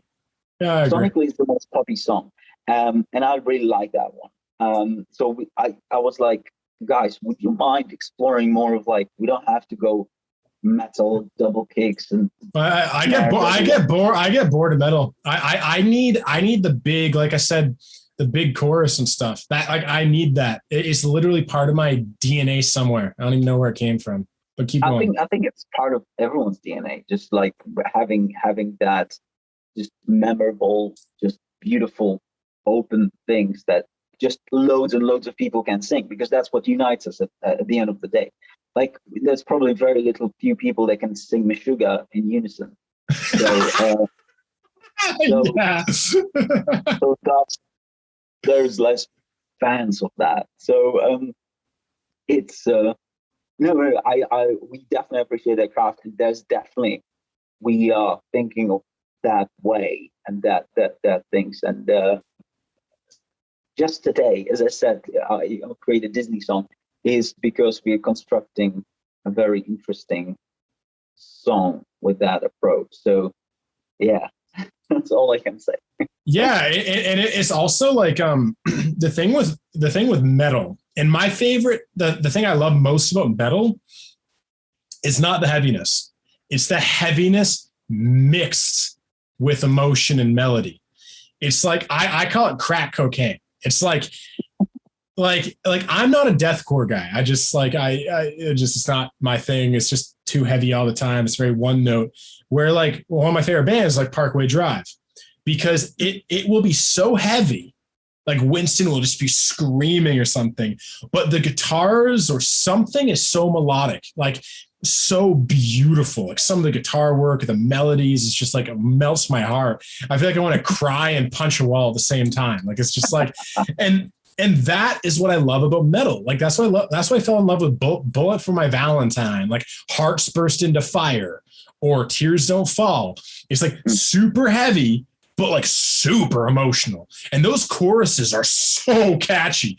Like Vertigo Means to No War. Like, that's like the Bullet MO from their first 3 records. Just big hooks, stadium hooks. It's like, it's why they got so big, is they just wrote stadium hooks. And what I love about Vertigo is that then it goes into the heavy shit in the verse, and then it gives you that stomp beat. Like, I just love stomp beats, man. Like, that's also what I liked about Vertigo Means to No War. The verses, those are probably also my favorite verses on the record too, because again, I call myself a metalhead. I probably should stop calling myself a metalhead, because, like, as much as, like, I love, like, the riff of Symbiosis and, like, you screaming over it and stuff, like, I much prefer, like, just that groove of Vertigo, or like Means to No War, and just that, like, I love groove. As I've got older, I appreciate just like a trance, like a groove, and just vibing. Like, I can do some blast beats, but, like, if it's just constantly blast beats, I'm just like, I can't really groove to this, man. Like, you know what I mean? And it's like, absolutely. Yeah, it's just like, I love, and that's it, man. As much as I kind of went into rock and metal, like my heart's still in those like Disturbed songs from like the early 2000s. You're absolutely right, and it's same for me. I like. I still, well, I call myself metalhead because I like the aggression. My 75% of me listening is me listening to pop, and 25 is a super aggressive music that's literally like the people are dying and punching the wall. I just need that, and within that I love that balance. Sometimes I just like you mentioned, like Bullet for Valentine and things like that, and I just love that, like that sort of thing. It's very interesting that with Dear Mother, I know exactly why you went that way, because we all very open towards the music, but we, the best way to express the anger and I still feel like it's the best way. It's just that genre, and we were very angry. At that point, we were meeting each other like we had traumas from previous experiences, things like that, and wanted to fucking yell it out and just vomit it on in the good way on the record. Just that, and that angriness. But like as you said, everyone grows up. I'm not saying that the next record is going to be it's going to be softer or anything like that, because there's still some issues within us. I think they will be just reflected accordingly to music and to the state of our minds. So if it's going to be a big rocky song, which we all love and would like to write and probably will write, it will be that. It will be more of like Symbiose and more like an eye for an eye things, just like it probably will be it. I can't even predict that. It's something that I wish for, like you wish for your life to go that way, but it's just you feel like this is the path at that point. So yeah. Yeah, what songs do you love to sing the most? What choruses are your favorite choruses to sing? Yeah. Surprisingly enough, Symbiose is very easy for me to sing, and I like singing that. I like that chorus too. That chorus is like, if I was to put the record from like 0 to 100, I'd put like Vertigo and Me Snow War Fade in at 100. I'd probably put Symbiose like 75%. It's like, I like it more than some of the other songs on the record, but it's nothing touches Vertigo and Mean Snow War and Fade in chorus wise, but keep going with Symbiose. Yeah. 12 is an Exile, like singing that one a lot, the first single. Then I like Heart. Which one? Heart. Oh, Heart. Yeah, Heart. Yeah. So I like that one because of like the verses are very, very airy, and they give me a lot of space to. I like sometimes to get lost in the verse, or like the space of within the heart. It's really nice. And the ones below, I was thinking those are sort of like I really look forward to singing them. Really look forward to. But that's all depends on the guys how we're gonna construct the set list. I'm looking forward to that, because we're gonna have to start rehearsing for live shows, because the world is still a bit crazy now, and you have some craziness in over in Canada, right? We got a lot of craziness in Canada. We're going almost full fascism pretty soon, bro. Yeah, I've heard that. Well, yeah, we have lots of mandates and stuff. Like we've just mandated you like vaccine passports have been mandated for everything but required stuff. I know it's it's legitimately. I'm thinking about potentially other places to move in the world. I'm thinking about stuff. Yeah, I'm thinking about options, that kind of stuff. But keep going with your thought on that. Sorry, yeah. So all I was saying is like we have still a bit of craziness here. So it genuinely looks like 2022 will be the time when we finally gonna go live. But we want to obviously be prepared for that. So in that time we'll decide what's gonna be sang live, and how we're gonna construct this, and also probably because many of those songs, including actually Fade In, when I was writing it like I have lung capacity of a whale, which so there is a lot of physically impossible things, which is that. So I need like literally in some songs, I need guys to sing like the last part of the pre-chorus so I can actually do to sing the chorus. Because when I'm practicing here, I just realized I actually ran out of oxygen, like completely. Like I didn't write the songs in a sense of like, well, I can do this live, like in a sort of full extent, because there's loads of vocal overlaps, like loads. I'm finishing sentence here and the chorus starts already here. So I have to jump from the verse into the sort of like missing the first letter of the chorus, but full force already to jump on that note. So who can do backups in your band? I'll force them all to do backups. So I'm not questioning that they're gonna do backups. Meryl is an incredible singer. Okay, she's awesome. Really? Yes. Joey, he said he can sing, but I'm gonna squeeze it out of him. We have Ferry on guitar as well, so I think he can do some BBs. And yeah, whomever is going to join us on the bass, if it's going to be Werner or maybe one of our other friends decide for, you better be singing. Well, yeah, because like I love bands where there's backup vocalists. I feel like that takes so much of the effort off of the lead singer. Go ahead. Have you heard Falling in Reverse? There was a live show, and the backup singer was literally like, wow. Hold on, let me do a quick search for you. Yeah, that's like Five Finger Death Punch. Chris Cale can pretty much mimic Ivan's scream, and then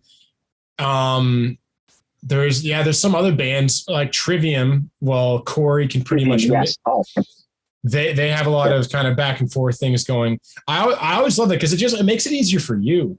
Like it allows you to not be so stressed, because that's the thing is if you're stressed, it's harder for you to be emotionally open with the audience at the show. If you're like, how the fuck am I going to do this next note?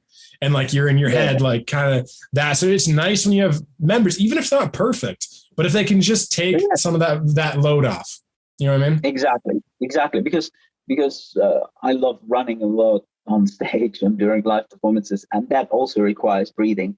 So I see already just having that, like if I have those gaps between this and this section, when I can inhale, I don't have to faint on stage, which will be great. Can anyone do backup screams in your band? I don't think so. But that's something you could probably teach someone to just do little like shit like that. You know what I mean? Just so you did incredible, Anton. You are hired. Sweet. Well, actually, man, if you guys come to Canada, man, I'd love to see you guys. That would be so cool. Which then again, Canada is such a small market. Like, is it though? Canada is it? Canada's humongous, guys. What do you do? You must have like a massive percentage in the market. No, I don't think Canada's that big. I don't think Canada. So. Because Canada, eh? I'm looking at this plot of land and bigger than the size of okay, Christ. David, do you know what our population is? Do you have just a few people in there? It's like 32 million. You're joking. 32 fucking million, man. We don't have that many people, bro. No way. Yeah, dude. We got nobody. So I know. I'll come to Canada. I love Canada. Dude, Canada's pretty sick. I spent some time in Vancouver and beautiful. If there's a place on the planet and I would just fell in love instantly, it was Vancouver. And I was in Victoria as well. It was very Victoria is gorgeous. I traveled New Zealand and BC 2 years ago. Yeah, just beautiful, man. But anyway, Jesus Christ, guys, this is 32 minutes. Jesus. I know. I know, man. But yeah, so we've been going for 2 hours. Dude, listen, with you, it's wonderful. Those are just like a breeze. Love chatting to you. I love chatting with you too, man. This is a good friendship, man. I'd love if you guys could come to our massive land mass and tiny population country. Oh yes. And we'd love to absolutely listen. Definitely. Once we have some deals in place, I want to visit all of those places with the band, and even not with a band, I'm gonna grab Meryl. I'm just gonna go to places and Canada included. So yeah, absolutely. And once I'm in Canada, I will find you, and I will have a beer with you.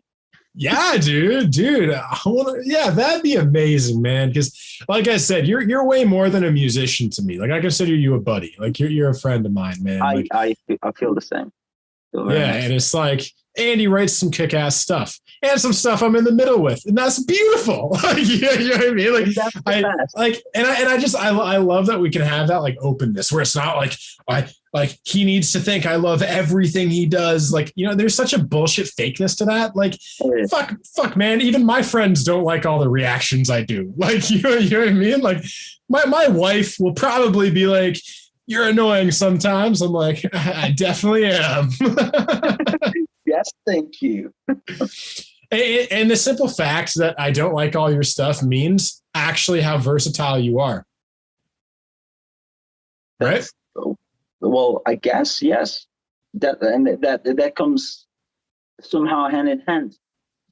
Yeah, there's enough of a wide palette that the songs I love, other people don't love, and the songs that I don't love, other people love. It's like that is a compliment in the weirdest way. Exactly. And I appreciate that. Thank you for that. Yeah, no, I appreciate that. I can be honest with you, man. I love it. And go on, keep going. I was thinking you were about to say this is coming to an end, so I wanted to have some elaborate speech towards the end. Or so is it that the speech time? Yeah, I thought you said, I know you're about to end the thing, and now I'm going to give an elaborate speech. And I waited for you to start the elaborate speech. You just like sat there, just like looking at me like, do I have permission to start? Do I have permission to start?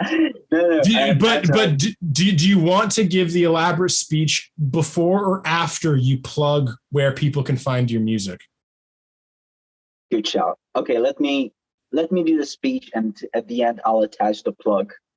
I think that's the easiest way.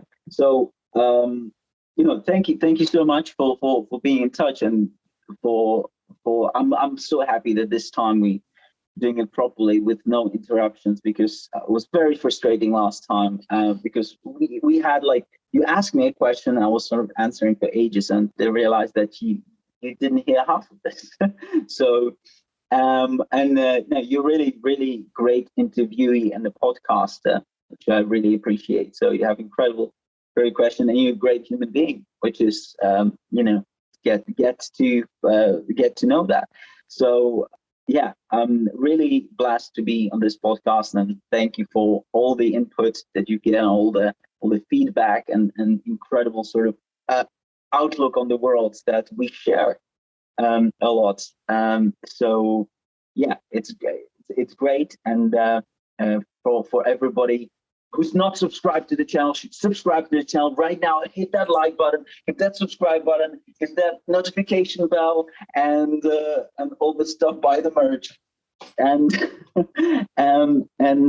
if you guys would like to find Dear Mother, we are on dearmotherofficial.com, and on Spotify and YouTube's and all the good social media. So go reach out for that. And you will find a way how to reach out for me as well if someone wants to. I'm here. I'm here to do some chats about video games and TV shows. Oh, you play video games too? Oh no! I wish. I'm watching or listening to video games. I love StarCraft, and I listen to StarCraft battle as I edit the commentary on that. So it's a weird way. You're a fascinating human being, David. Thank you for that. But yeah, man, thank you for everything you said, man. That's very unique. Yeah, not many people. Yeah, you're just a unique dude. I really value your how would I describe it? It's like you're very present, like you're very here, like, and you're very thoughtful. And I said it before, you have a very good vibe about you. Like literally, like I'm blushing. Stop it, you. Yeah, it's literally like, just like a heart-centered vibe. Like, yeah, I very much appreciate that about you. And yeah, like legitimately, you're definitely someone like, I'd want to hang out with as like a buddy. You know what I mean? Like because I will be traveling to Europe. I don't know when, but I definitely want to head over to Europe. That's a big thing. I want to go to Spain. I want to go to Italy. I don't actually really want to go to England. That's unless you like rain. Like yeah. Dude, my question to you is, why are you still there? Very good question. I don't have an answer to that. Well, I guess I do. Most of my clients are here, so I'm just staying here for the time. But I'm definitely will be moving. Well, I need to know where's the best place, for the band. So I'm not going to move anywhere that I can't be able to do the band. But yeah, I would see myself somewhere else, like Vancouver, or I would love that. But I guess that's not possible because that I would have to pack in a suitcase, Meryl and Joey. But someone like Portugal or something like would be pretty badass. Wow, like you see, you're kind of like me. There's been kind of like a dream in me in the last year to like escape to like a second world country, like to take the edge off. Like I just I look around at the way we live our lives and. Just the stress and the living for the job and the work. And I just, it's not that I want to escape. It's not that I want to like run away from the world. I very much want to be part of the world. But at the same time, I think I'm as I get older, like I'm 26 years old. Yeah. I know I've been around.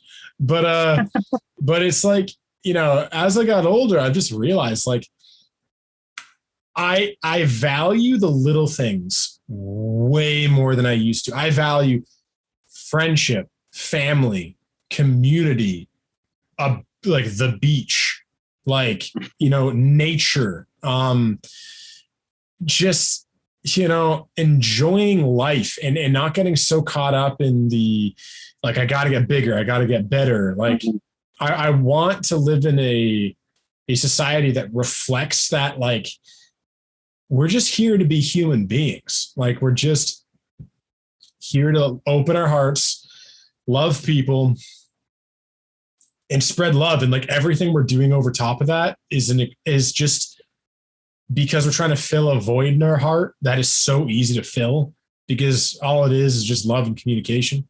And being there for like just being there with one another, but like we overthink it and we need to buy our Lamborghinis and our houses and it's all this stuff. And so like you, or I don't know if this is your reason for wanting to go to Portugal, but like part of me just, wants to like go to some very simple place and still do YouTube and still do podcasting, but almost rather than immerse myself in a world that demands all of this output, immerse myself in a world that doesn't, and just do it because I want to, rather than because I need to pay the bills and all this shit. You know what I mean?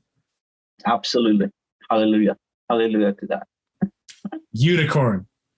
Unicorn. Oh, dude, I love you, man. But thank you. Thank you very much for coming on, David. Thank you very much for having me. And have a badass day and badass time. And we definitely will be in touch. And it's going to be awesome. And you carry on doing your badass stuff. It's only good stuff. I'm coming your way. Dope. And if you have any like demos, like, because I think you kind of know what kind of musical style I like now. Do you kind of have like a bit of an idea? Oh, big time, yeah. I'm pretty sure I know what you like. So what you wanted to say is, like, if you have some demos of those sort of stuff, send it your way. Definitely. Yeah, if you want like a backdoor producer, like if you want to be of course. Because I feel like, because I've actually, some bands have actually, after having them on the podcast, they've actually been like, we kind of want you as like a backdoor producer, like not to produce, but like they're like, because like I had one band on Demotional and I had Jake from Citizen Soldier, and both of them have said like they kind of want to come on the podcast like semi-regularly to talk about new music, and because they like the way my brain kind of picks up nuances in music. Now, one thing is, I am probably best for a certain kind of music. Like if you want the heavy, crazy shit, I'm probably not your guy. Like that's not my thing.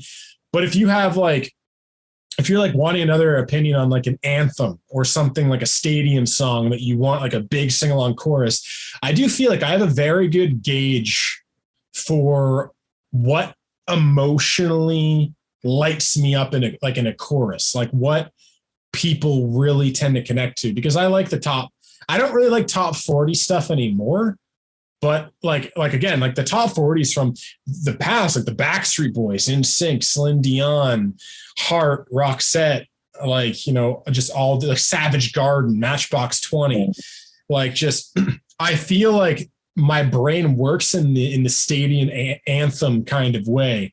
So if you have any demos where you're like curious, like because you guys are too close to it, like Vertigo, where you're like, I don't know if this is good anymore. We've listened to it for fucking 2 years.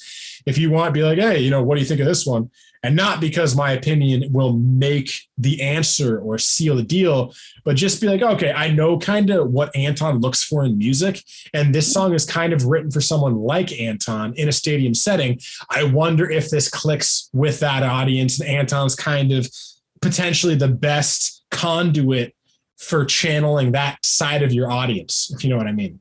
Yeah, absolutely. No, listen, we definitely, I'll take you for a word, and we get to that stage. I would love to have a fresh pair of ears for that. That'll be highly appreciated. Sick, man. Well, I love you. And to everyone watching and listening, I hope you enjoyed this as much as I did. And I'll see you on the next show. I love every single one of you. Bye-bye. Peace.